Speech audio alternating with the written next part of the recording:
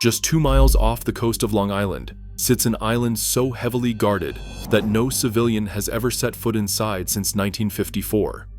Officially, it is a government lab for livestock disease, but behind those locked gates, Cold War military orders, classified outbreaks, and a web of secrecy hint at something far greater and more dangerous. Why has Plum Island inspired decades of silence, denials, and fear from those meant to protect us? The truth starts with how and why America built a fortress so close to home. A narrow strip of water separates the ordinary from the forbidden. Just 2 miles off the bustling marinas and quiet beaches of Long Island, Plum Island rises out of the Sound, 840 acres of government property, sealed off from the rest of America. No tourist has ever set foot on its rocky shore. The only way across is by government ferry, watched closely by security teams who know the face of every worker. Approaching by private boat is met with stern warnings and the threat of arrest. Armed patrols circle the island, scanning for intruders, while cameras track every movement along the fence line. Even the airspace overhead is tightly monitored. The message is clear: this is not a place for the curious or the uninvited. For decades, local fishermen and beachgoers have watched from a distance, uneasy with how close the island sits to their homes. The land is so close you can see the buildings with binoculars, yet its secrets remain out of reach. The sense of something hidden just offshore lingers in the air. It is a reminder that some boundaries are meant never to be crossed. For most of the 20th century, Plum Island was known as Fort Terry, a quiet outpost of the United States Army. Coastal guns once lined its shore, standing guard against threats that never came. But after World War II, the world changed. In 1948, Congress passed Public Law 8496, authorizing a new kind of mission for the island, a laboratory dedicated to fighting deadly livestock diseases. The Army Chemical Corps began converting the old fort's crumbling barracks and gun emplacements into research buildings, laying the groundwork for a facility that would operate at the edge of science and secrecy. The Cold War was underway, and American planners feared that foreign adversaries might unleash biological attacks on the nation's farms and food supply. By 1952, the Army suspended its own operations and handed the island over to the United States Department of Agriculture. Scientists moved into Building 257, a converted Army structure, and began work on foot and mouth disease, one of the most contagious livestock viruses known. In 1956, the Plum Island Animal Disease Center was formally inaugurated, with Building 101 dedicated as its main lab. The new mandate was clear: study the world's most dangerous animal pathogens, develop defenses, and keep America's food supply safe from threats both natural and man-made. From the start, the island's work would operate in a shadowy space between public health and national security, with the line between research and defense always just out of focus. Lab 257 stands at the heart of Plum Island's reputation, a squat, windowless fortress built for one purpose: to keep the deadliest animal diseases in the world locked away from the mainland. The facility operates under Biosafety Level 3 AG containment, a level designed for pathogens that can devastate livestock and, by extension, the national food supply. Inside, researchers have handled foot and mouth disease, African swine fever, and dozens of other foreign animal viruses, some of which have no cure or vaccine. In recent years, scientists here developed a live attenuated vaccine candidate for African swine fever, deleting a single gene from the virus to weaken its effects. The work is so hazardous that even the air leaving the building passes through high-efficiency filters and chemical baths. Every worker who enters must shower and change clothes before stepping outside again. For years, the government insisted that this level of protection was more than enough. But biosecurity experts have warned that even the best defenses can fail. The lab's proximity to Long Island farms and towns means that a single mistake could have consequences far beyond the island's fences.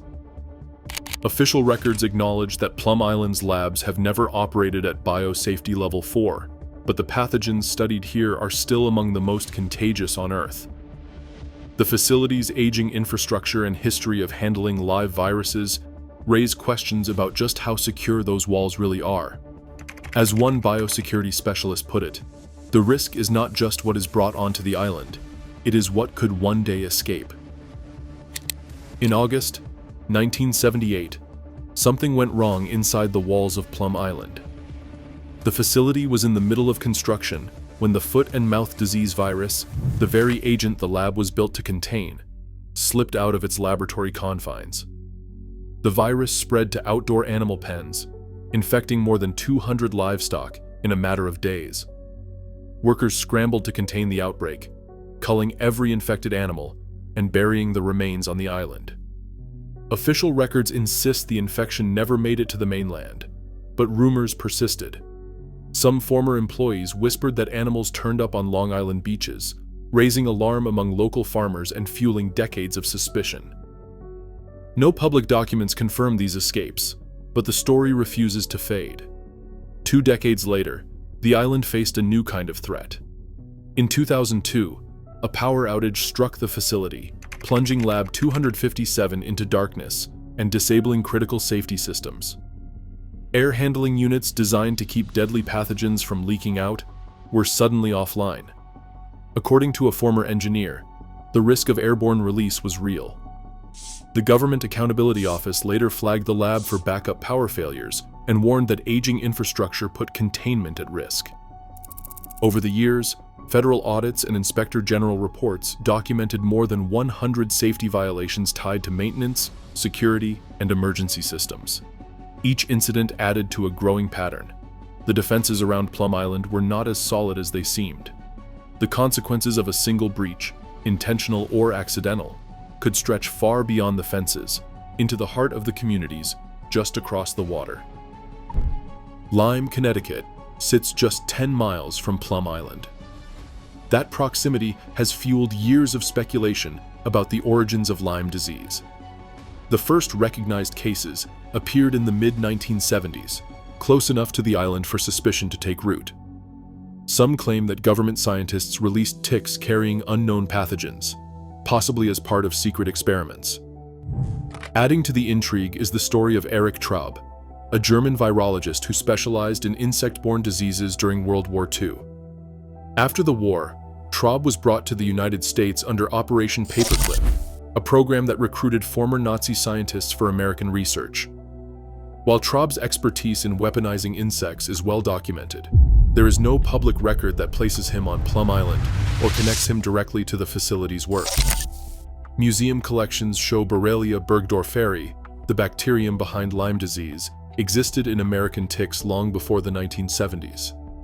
Independent scientists point to those findings as evidence that Lyme disease was circulating naturally, not the result of a lab escape. Yet the proximity, the secrecy, and the shadowy history of both the island and its personnel continue to raise questions that official statements alone cannot silence. A single request for information can return a stack of documents, every page heavy with black ink. Even the simplest questions, what pathogens were studied, how many incidents occurred, are met with nearly complete redactions. Dates and section headings remain, but the substance is gone. One journalist describes the process as a game of shadows, where the answers never quite come into focus. Former workers, bound by lifetime non-disclosure agreements, refuse interviews or speak only in vague terms, always looking over their shoulders. Environmental experts warn that without full disclosure, the true legacy of decades of pathogen research may never be known. In 2019, the government announced plans to shutter the facility and transfer operations to the National Bio and Agro Defense Facility in Kansas. For the first time, the highest level of biosecurity research will move off an island and into the heart of cattle country. As the island goes up for sale, questions about contamination and accountability linger, unanswered behind layers of secrecy.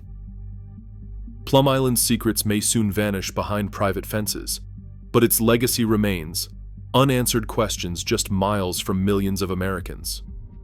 As biolabs move inland and oversight lags, the line between public safety and government secrecy blurs. Some stories do not end, they just move out of sight.